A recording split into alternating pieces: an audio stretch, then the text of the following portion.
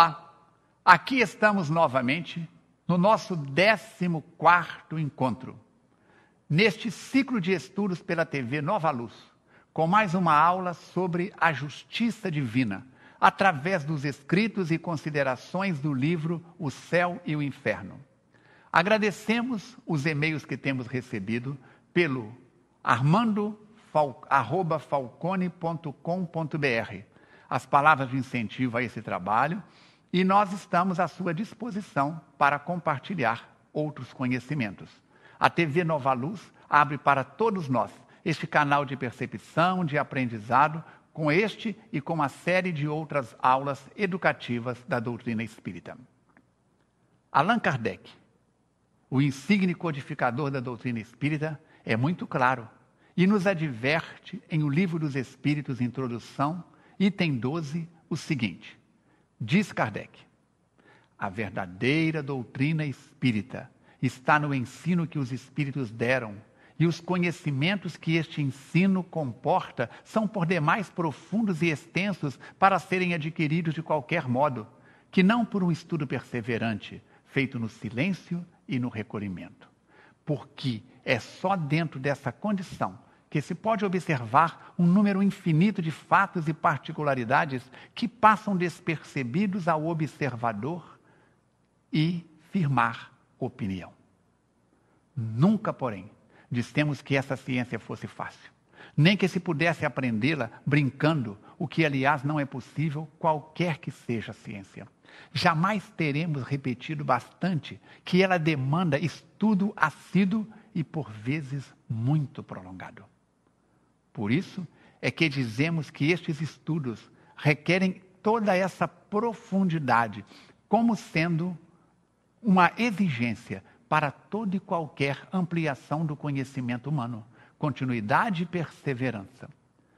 Anos são precisos para formar-se um médico medíocre e 3/4 partes da vida para chegar-se a ser um sábio. Como pretender-se, em algumas horas, adquirir a ciência do infinito? Ninguém, pois, se iluda. O estudo do Espiritismo é imenso, interessa a todas as questões da metafísica e da ordem social. É um mundo que se abre diante de nós. Será de admirar que efetuá-lo demande tempo, muito tempo mesmo? Quer conferir? Pois leia O Livro dos Espíritos, Introdução, item 12. Aliás, o ideal é ler toda essa introdução várias vezes. Já falei, caneta esferográfica vermelha numa mão, caneta grifa-texto na outra amarela, e você vai anotando, grifando aquilo que achar mais importante. Melhor ainda, buscar um grupo de estudos das obras básicas em um centro espírita e também participar das reuniões do ESD, Estudo Sistematizado de Doutrina Espírita. Assim, além de sua opinião e observações, terá também de um grupo de outras pessoas. Viana de Carvalho Espírito, no livro A Luz do Espiritismo, nos recorda: ao Espiritismo compete a tarefa indeclinável de espalhar nova luz sobre a humanidade, inquieta e atormentada. Em Reflexões Espíritas, capítulo 28, o mesmo Viana nos fala: há muita angústia aguardando a contribuição espírita e muita loucura necessitando de socorro espírita. Bezerra de Menezes, em Reformador, edição especial de maio de 2003, na página 33 e 34, deixa-nos: o espiritista possui nos conteúdos doutrinários os instrumentos hábeis para mudar a situação que vivemos, por intermédio da educação e das gerações novas, da autoeducação, mediante a transformação moral que se deve impor, e também dos esclarecimentos que tornam-na capaz de mudar as estruturas perturbadoras da sociedade. Novamente, Viana de Carvalho, em Enfoques Espíritas, na página 20 e 21, nos ensina que, quando os ensinos espíritas forem bem compreendidos, examinados e absorvidos pelos homens, estes mudarão o comportamento social, em razão da modificação moral que cada ser imporá, erguendo-se uma comunidade pacífica e justa, a espraiar-se generosa por toda parte, auxiliando a transformação da terra regenerada e luminosa, que seguirá no rumo da destinação que a espera, como aos seus habitantes, hoje, em lutas cruentas e rudes, por haverem abdicado das armas do amor, da mansidão e da fraternidade. Voltemos ao livro Céu e Inferno, capítulo 3, a partir do item 10, onde Allan Kardec nos ensina que, no intervalo das existências corporais, o espírito entra por um tempo mais ou menos longo no mundo espiritual, onde é feliz ou infeliz, segundo o bem ou o mal que haja feito. O estado espiritual é o estado normal do espírito, por enquanto este deve ser o seu estado definitivo. E porque o corpo espiritual não morre, o estado corporal é apenas transitório e passageiro. E principalmente no estado espiritual que ele recolhe os frutos do progresso realizado pelo seu trabalho durante a encarnação. É também nesse estado que ele se prepara para novas lutas e toma as resoluções que se esforçará para pôr em prática no seu retorno à humanidade. Na erraticidade, o espírito também progride. Nela, ele adquire conhecimentos especiais que não poderia obter sobre a terra. Suas ideias ali se modificam. O estado corporal e o estado espiritual são para ele a fonte de dois gêneros de progresso, solidários um com o outro. Eis porque ele passa alternadamente de um plano para o outro, por esses dois modos de existência. Nestes já 49 anos que estou na viagem, nos caminhos do Espiritismo nessa encarnação, encontrei muitos amigos que disseram que gostariam de ter recursos para se retirarem para a montanha, para um lugar tranquilo e ali dedicarem a sua vida, seu tempo de maneira integral ao estudo do Espiritismo. Sorrindo respeitosamente, Mateus Fernandes Fraga, espírito, e os amigos espirituais que nos dirigem na FEAC, nos dizem que já tivemos essas oportunidades no passado, quando fizemos parte das ordens religiosas diversas e malbaratamos o tempo e oportunidades. E ao invés de fazer de nossas vidas dedicação ao Mestre, foi o seu nome de balcão de comércio das coisas sagradas. Neste sentido, vamos em Emmanuel Espírito, que vai advertir-nos na lição virtude solitária, que ele passa e que Chico Xavier recebe pela psicografia na reunião do dia 30 de janeiro de 1961. Nela, Emmanuel vai comentar este item 8 do capítulo 3, Palavras do Benfeitor Espiritual, pelo lápis de Chico Xavier. Há quem deseje tranquilidade ideal na terra, com a pretensão de fugir ao erro. Casa branca no aclive da serra, com o vale rente, clima doce e perfume da natureza, nenhum aborrecimento, nenhum cuidado, falta alguma, problema algum, solidão saborosa, em que o morador consiga estirar-se inerte em poltronas e redes. No entanto, é no trato da luta que as forças se enrijam e as qualidades se aperfeiçoam.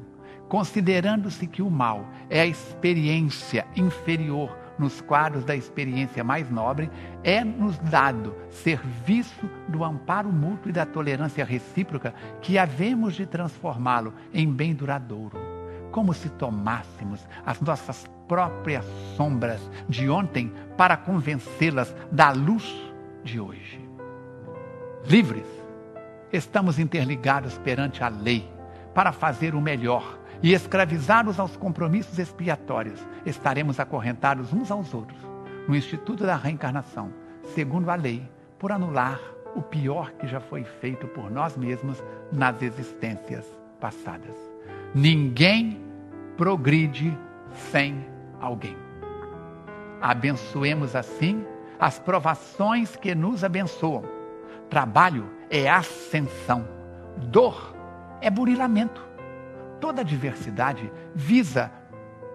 avisa, todo sofrimento instrui. Todo pranto lava. Toda dificuldade e toda crise seleciona. Virtude solitária é pão mofando na vitrine. Competência no palanque é usura da alma. Todos somos alunos na escola da vida e ninguém consegue aprender sem dar conta da lição. Dando sequência, mergulhamos no item 11 e 12 do livro Céu e Inferno, onde Allan Kardec nos adverte. A reencarnação pode dar-se na Terra ou em outros mundos.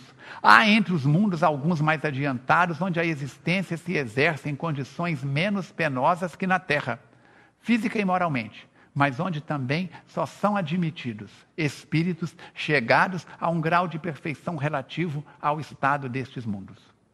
A vida nos mundos superiores já é uma recompensa, visto nos acharmos isentos aí dos males e vicissitudes terrenos, onde os corpos menos materiais, quase fluídicos, não mais são sujeitos às moléstias, às enfermidades e tampouco têm as mesmas necessidades.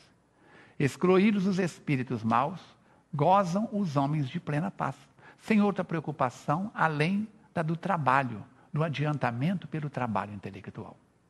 Reina lá a verdadeira fraternidade, porque não há egoísmo, a verdadeira igualdade, porque não há orgulho, e a verdadeira liberdade por não haver desordens a reprimir nem ambiciosos que procurem oprimir o fraco. Comparados à terra, estes mundos são verdadeiros paraísos, quais pousos ao longo do caminho do progresso conducente ao estado definitivo, sendo a terra um mundo inferior, destinado à purificação dos espíritos imperfeitos. Está nisso a razão do mal que aí predomina, até que praza a Deus fazer dela morada de espíritos mais adiantados. Assim é que o espírito, progredindo gradualmente à medida que se desenvolve, chega ao apogeu da felicidade. Porém, antes de ter atingido a culminância da perfeição, goza de uma liberdade relativa ao seu progresso. A criança também frui os prazeres da infância, mais tarde os da mocidade e, finalmente, os mais sólidos da madureza. A felicidade dos espíritos bem-aventurados não consiste na ociosidade contemplativa, que seria, como temos dito muitas vezes, uma eterna e fastidiosa inutilidade. A vida espiritual, em todos os seus graus, é, ao contrário, uma constante atividade, mas atividade isenta de fadigas. A suprema felicidade consiste no gozo de todos os esplendores da criação, que nenhuma linguagem humana jamais poderia descrever, que a imaginação mais fecunda não poderia conceber. Consiste também na penetração de todas as coisas, na ausência de sofrimentos físicos e morais, numa satisfação íntima, numa serenidade d'alma, imperturbável no amor que envolve todos os seres, por causa da ausência de atrito pelos contatos dos maus. E, acima de tudo, na contemplação de Deus e na compreensão dos seus mistérios revelados aos mais dignos. A felicidade também existe nas tarefas cujo encargo nos faz felizes. Os puros espíritos são os messias ou mensageiros de Deus pela transmissão e execução das suas vontades, preenchem as grandes missões, presidem a formação dos mundos e a harmonia geral do universo. Tarefa gloriosa a que se não chega, senão pela perfeição. Os da ordem mais elevada são os únicos a possuírem os segredos de Deus, inspirando-se no seu pensamento de que são diretos representantes. Hoje, nós estamos vencendo mais uma etapa, ficamos aqui de pé e à ordem e, como dever de casa, recomendamos a leitura atenciosa destes tópicos que abordamos. Lembramos que o Espiritismo sobreviverá com os homens, sem os homens, fora dos homens e apesar dos homens. Mas o movimento espírita será o que você, o que eu, o que todos nós dele fizermos. Onde quer que estejamos, no trânsito, no lazer, no trabalho, em casa, na tarefa espírita, procuremos ser o homem, a mulher de bem, descritos em o Evangelho segundo o Espiritismo. Você merece fazer mais. Eu mereço realizar mais. Nós merecemos melhorar-nos nas tarefas com as quais estamos vinculados e fazer da nossa vida uma oferta a este Deus de amor e bondade. Agradecemos sua companhia, audiência, rogando que ajude-nos a divulgar este programa e os demais programas da TV Nova Luz. Que Jesus te abençoe, abençoando a todos nós do planeta Terra, fortalecendo a nossa fé e ajudando-nos a avançar, diminuindo a distância que dele nos separa. Saúde e paz e até o nosso próximo encontro, se Deus quiser e Ele quer.